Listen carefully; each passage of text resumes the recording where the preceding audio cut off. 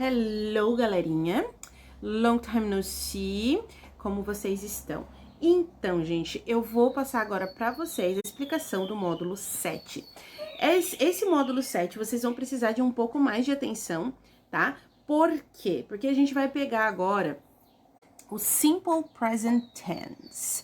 O que seria isso, né? O nosso presente simples. Mas o que acontece no presente, no inglês? Ele acaba ficando um pouquinho assim, vamos dizer, a gente fala que é um pouquinho tricky, ele dá umas pegadinhas, na verdade, porque se você não prestar atenção, você acaba errando como você vai utilizar o verbo. Esse é aquele momento que eu sempre falo, vocês vão colocar verbo no plural, tá? E aí que vocês vão ter que ficar atentos para saber quando isso acontece, tá? Esse tipo de mudança só ocorre no simple present, tá? No presente simples, é o único momento que existe. Que no caso existe esse tipo de mudança, ok? Então vamos lá. Quando eu falo assim, ó, gente, eu trabalho, eu vou, né? Então vamos lá. Nós temos aqui, eu vou mostrar aqui pra vocês, quem sempre vai ficar igual, tá? Então tem eu, você, eles, elas e nós. Esses quatro aqui, eles sempre vão usar o verbo da maneira como ele é. Por exemplo, tá? I go, I read, I study. Tá vendo? Eu vou, eu estudo, tá vendo? Ó, eu vou, eu leio, eu estudo, eu trabalho. Então, até aqui, ele tá numa estrutura muito simples e que para vocês não parece ser novidade nenhuma. Ok, eu vou, eu estudo, eu trabalho. Onde que tá essa parte que eu falei que fica um pouquinho pegadinha? Onde é esse famoso tricky part? The tricky part is when I talk about, quando eu falo de he, she e o it. Quando eu falo de he, she, it, é quando o nosso verbo muda e ele tem que ir pro plural, tá? Então, quando o verbo muda, sempre que eu estiver na terceira pessoa do singular. Sempre na terceira pessoa do singular. Por favor, não esqueçam isso. Focus there. Então, esse go aqui, lembra que vocês tinham que saber como passar palavras para o plural e tudo mais? A teacher deu até uma relembrada nisso. Agora vocês vão usar as regras de passar os substantivos para o plural. Agora, as mesmas regras agora vão para os verbos. Então, lembra quando uma palavra acaba com o? Qual é a regra? Então, ES. Quando for na terceira pessoa do singular, então, o seu verbo vai pro plural. Então, aquelas regrinhas do plural, eles vão tudo se encaixar aqui. Aqui, ó. She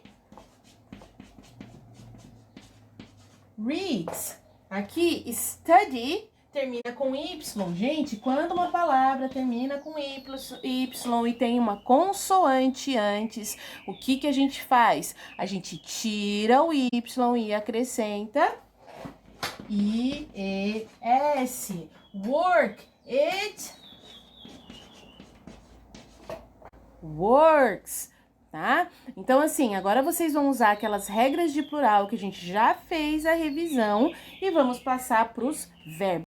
Gente, como vocês estão vendo aqui, eu coloquei ele da maneira mais simples possível. Então, o que acontece ali? Vocês só precisam relembrar quais eram aquelas regras que eu já passei de passando as palavras para o plural e agora passar essas mesmas regras para os verbos, tá? Então, sempre fiquem atentos. Sempre for a terceira pessoa do singular. Gente, quem é a terceira pessoa do singular?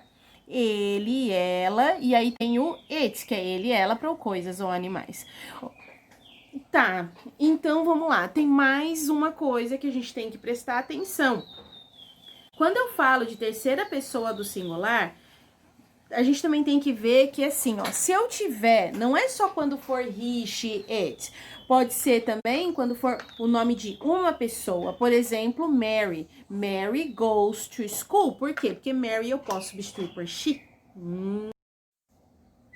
Então, E aí você fala assim, ai, teacher, você fala que é simples e fica inventando moda, né, gente? É porque assim, às vezes acontece, e aí vocês têm que estar atentos, por isso que eu falei, it's tricky, so pay attention, tá? Outro momento, eu falo, I, you, they, we, tem um momento aqui que they, we e you pode ser eles, elas, vocês, nós é plural, então o que que acontece? Se eu estiver falando de John and Jake, então they go to school, porque estamos falando de duas pessoas. Então, assim, ai, teacher, entendi. Quando é singular, eu jogo o verbo pro plural. E quando tiver coisa no plural, eu coloco o meu verbo normal. Exatamente isso.